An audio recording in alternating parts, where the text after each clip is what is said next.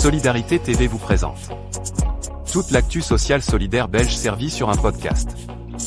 Bonne écoute.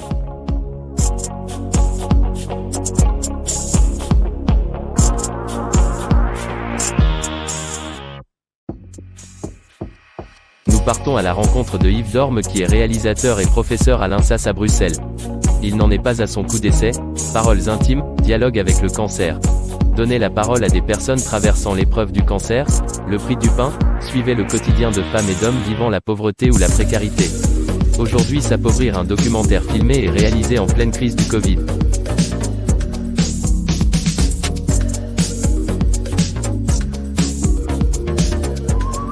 Nous vivons une crise sans précédent. Le Covid a chamboulé le monde. Malgré toutes les mesures, une nouvelle vague de pauvreté dont on ne connaît pas encore l'ampleur semble inéluctable. Ils ont reporté le NSS, ils ont reporté leur crédit, ils ont reporté leur loyer. Mais jamais ils vont savoir se rattraper. Il y a les contrats précaires qui sont passés les premiers à la trappe. Les gens qui appellent en disant mais comment je fais pour manger, pour aller faire mes courses, pour payer mon loyer. Les personnes ne savent plus assurer les premiers besoins, les besoins de base. C'est pas les gens pauvres qui coûtent un con, c'est la manière dont on ne résout pas la pauvreté qui coûte un con.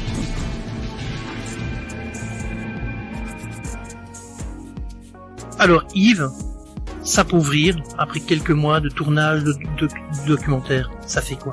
Ça fait un sentiment étrange, surtout qu'on a le sentiment qu'on remet le couvert. J'espérais, entre guillemets, que le deuxième confinement se terminait, les choses allaient revenir un petit peu à la normale, et là on sent que ça tourne mal à nouveau. Donc j'ai malheureusement l'impression que ça risque d'être la même chose, et pour certains encore pire, puisqu'ils n'ont pas eu le temps entre-temps de se remettre, entre guillemets. Donc ça c'est le sentiment global, et j'ai un peu peur qu'on soit dépassé de nouveau, quoi. Alors justement, tu as rencontré pas mal de personnes, pas mal de gens, des travailleurs sociaux et des bénéficiaires. Ça fait quoi de les avoir rencontrés, d'avoir parlé avec eux?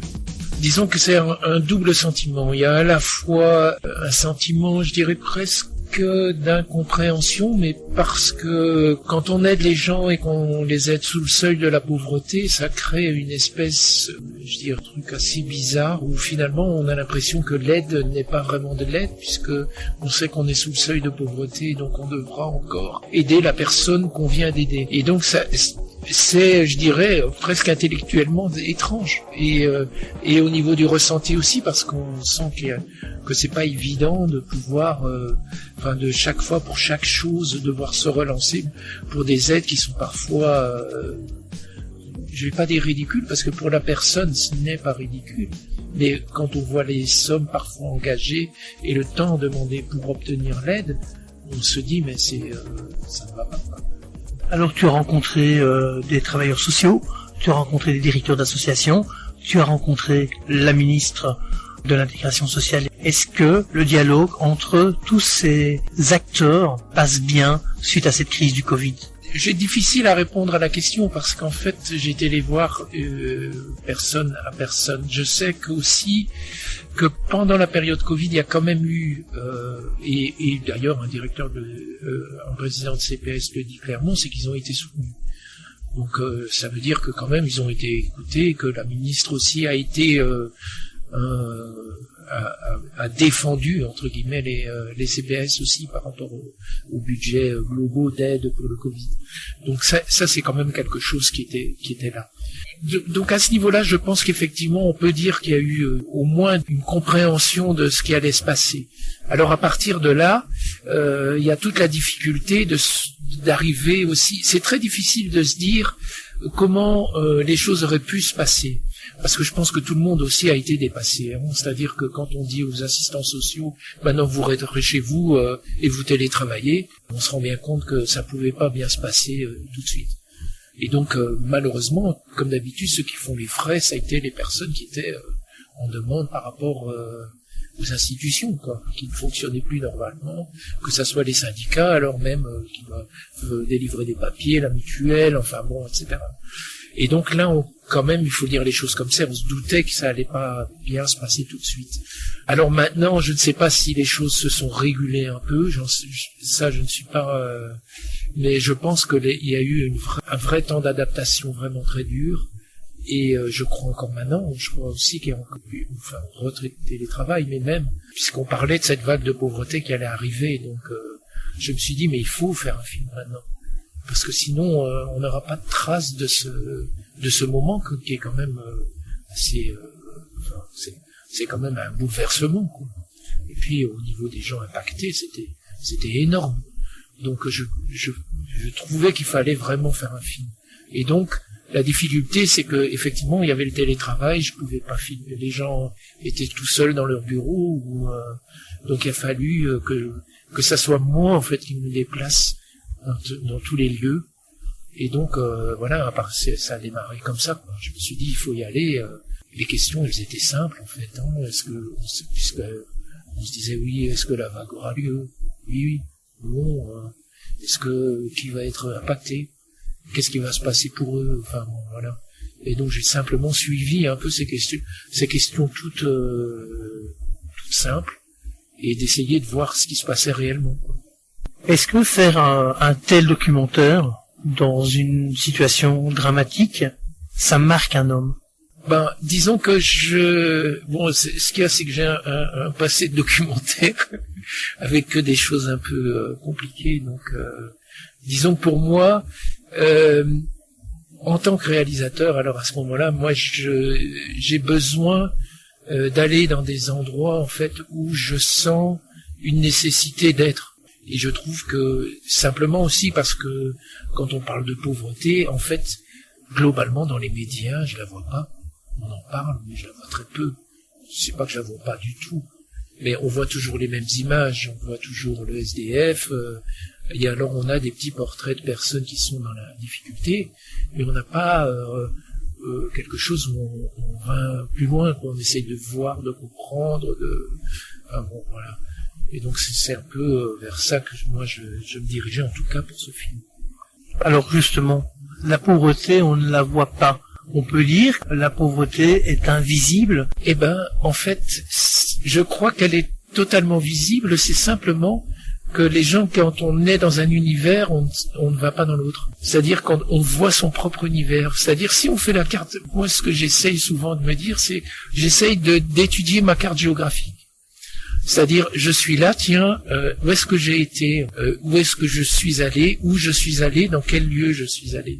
Et avec ma carte géographique, entre guillemets, je sais si j'ai été rencontrer des univers différents ou pas, en fonction d'où j'ai été, en fonction de qui j'ai rencontré. Ce que je remarque beaucoup, quand on bosse par exemple dans l'informatique, toute sa journée on la passe avec des gens dans l'informatique, et le soir on a tendance aussi à rencontrer des gens qui sont à peu près dans le même milieu, et puis on doit se détendre, on a bossé, on va au cinéma, donc on est avec des gens qui ont de l'argent.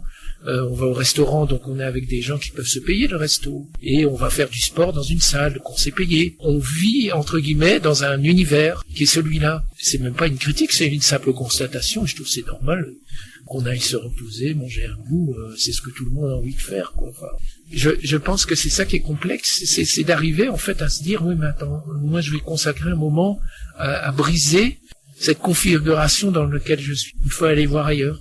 Et ça peut être aussi bien de quelqu'un qui a des choses, d'aller vers des gens qui n'ont pas, ou l'inverse.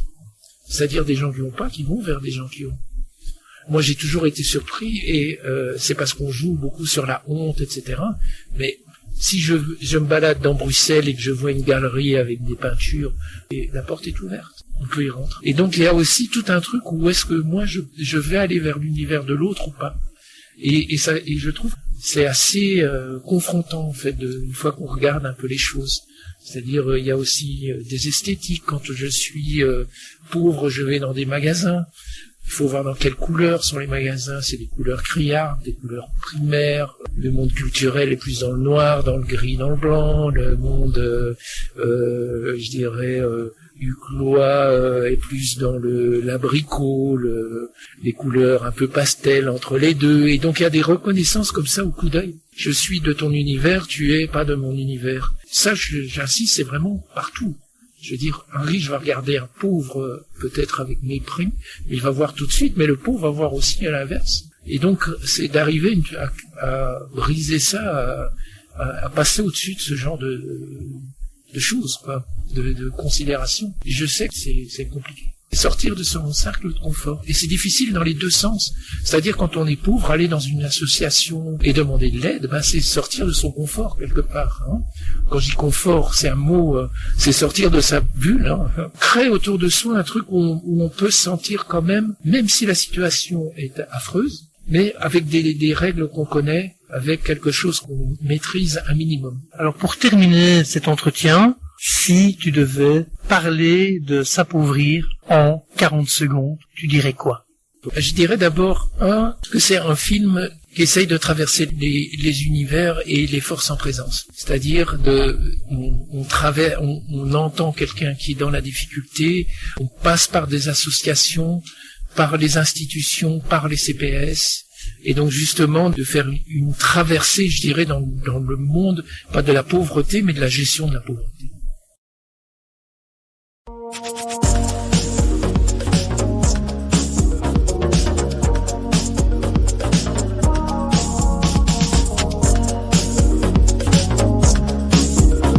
C'était un podcast de Solidarité TV, n'hésitez pas à le partager sur les réseaux sociaux et retrouvez-nous sur Facebook, Instagram, Twitter et YouTube. Solidarité TV c'est aussi un site internet, connectez-vous à notre adresse www.solidarité.tv. À bientôt pour un autre podcast.